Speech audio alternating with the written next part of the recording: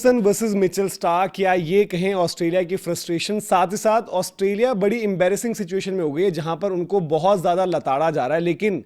Field पर Australia अपना गुस्सा बांग्लादेश पर क्यों उतार रहा है? जब गेंद हाथ में है तो Mitchell Starc, Josh Hazlewood, Pat Cummins, Nathan Lyon, Beau Webster, Cameron Green, Marnus Labuschagne, Travis Head, सांस अटक जाए इतने बॉलिंग ऑप्शंस यूज हो गए, लेकिन बांग्लादेश को रोक नहीं पा रहे। फ्रस्ट्रेटेड हैं ऑस्ट्रेलियंस और लड़ रहे हैं, और ये भी कह सकते हैं भाई बेवजह लड़ रहे हैं, और वो झल्लाहट आपको नजर आ रही है फील्ड पर अलग अलग टाइम पर।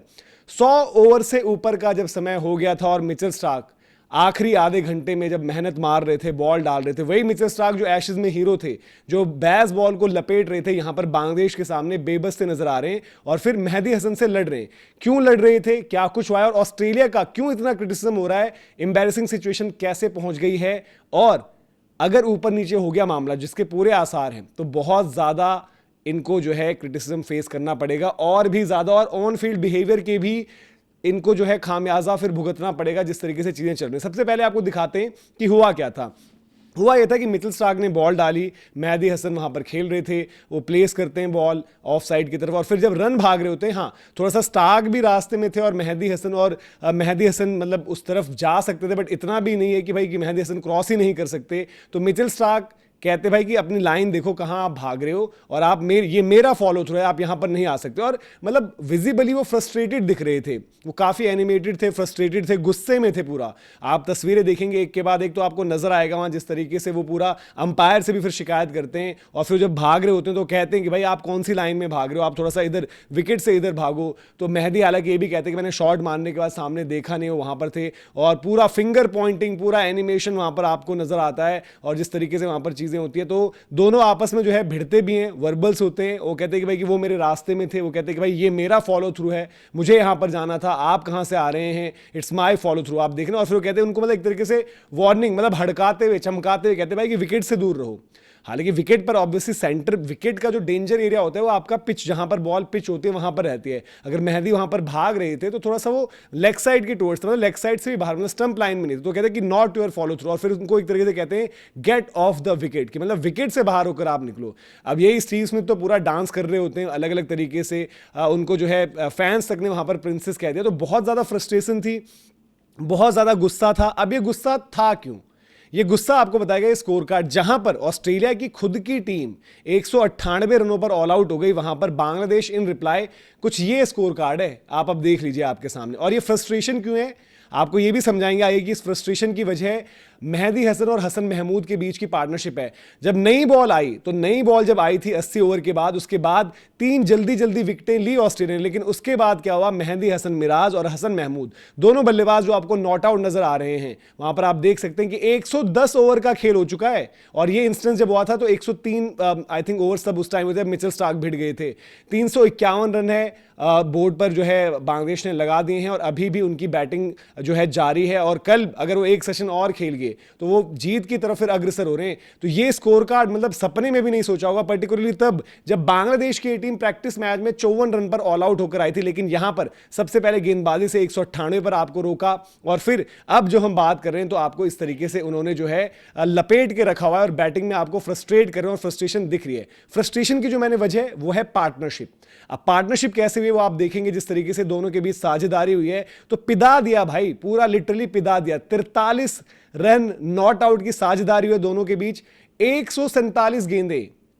आप देख रहे हैं, यानी कि 25 ओवर लगभग अगर आप देखेंगे तो ये दोनों बैटिंग कर गए हैं, जहां पर एक पॉइंट पर ऑस्ट्रेलिया को लगा था कि नई बॉल से हमने विकेटें ले ली, अब हम इनको जल्दी से ऑल आउट करेंगे, हमारी बैटिंग आएगी, हम इनकी लीड जो है 130 से 140 तक समेटते हैं और फिर हम बैटिंग करेंगे, उम्मीद फिर हमारी जिंदा रहेगी कि हम जो है रियलिस्टिक बात करेंगे, हम जीत सकते हैं। लेकिन अब 153 रन ऊपर ऑलरेडी बांग्लादेश है और विकेट्स इन हैंड है। मेहंदी ने जो है 71 गेंदें खेल ली है 30 रनों के लिए, वहीं आप देखेंगे हसन महमूद तो उन्होंने 76 गेंदें खेल ली है वहां पर। अब इससे ज्यादा जो कहते हैं कि जले पर नमक छिड़कने वाला काम करते हैं थोड़ा सा, तो कुछ और ट्वीट्स आपको दिखाते हैं जो वहां पर बातें निकल कर आई और क्यों हो रहा है। बांग्लादेश ने ज्यादा डिलीवरीज पहली आउटिंग में खेल ली जितनी इंग्लैंड की टीम पूरी एशेज में नहीं खेल पाई थी। अब वो एग्जैक्ट कितना था ये आपको तस्वीर दिखाते हैं और समझाते हैं क्या कुछ था, किस तरीके से पूरी की पूरी जो है इंग्लैंड की कैंपेन क्यों फ्लॉप रही। और इंग्लिश मीडिया और सब लोग बार बार उनसे कह रहे हैं कि भाई काश आप लोग भी इन्हीं की तरह बल्लेबाजी कर लेते, क्योंकि ये आप देखिए इंग्लैंड ने जो मैक्सिमम बैट किया है वो करा है 102.5 ओवर्स।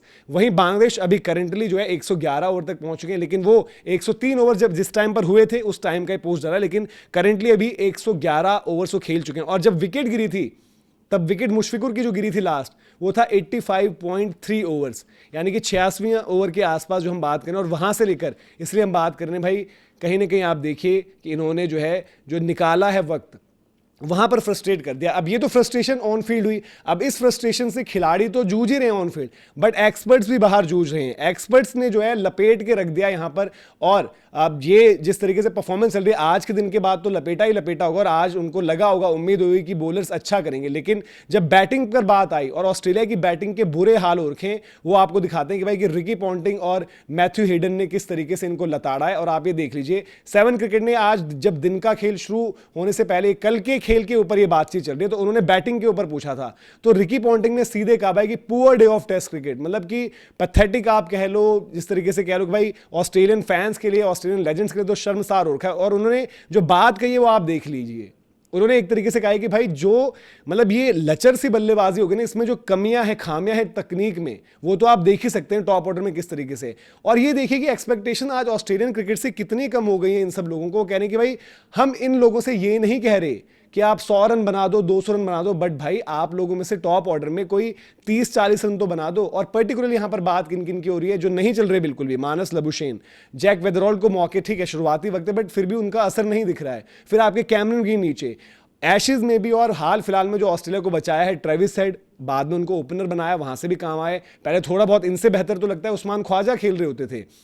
फिर उसके बाद आपके स्टीव स्मिथ हैं, फिर आपके एलेक्स कैरी, उसके अलावा कोई भी यहां पर रन्स कर नहीं रहा है। और ऑस्ट्रेलियन क्रिकेट सिस्टम पता नहीं क्यों जॉश इंग्लिश को बेंच पर ही बिठाया हुआ है, जो कि इस टाइम पर उनकी टीम में अगर आप इनको भी मिला लो तो जो 3 नाम मैंने लिए, Steve Smith, Travis head, Alex Carey, उनके बाद जॉश इंग्लिश को ही आप बोलोगे कि बेहतर बल्लेबाजी कर रहे हैं। ऑलराउंडर्स 2-2 खेल रहे हैं, वेबस्टर, कैमरन ग्रीन, उनको भी बहुत ज्यादा लपेटा जा रहा है। कैमरन ग्रीन बैटिंग के साथ साथ बॉलिंग पर भी सवाल हो रहे हैं और पूछ रहे हैं कि भाई ये चल क्या रहा है, हो क्या रहा है। और रिकी पॉन्टिंग ने इवन आप देखिए कि बेसबॉल फॉर्मूले पे जा चुके हैं वो।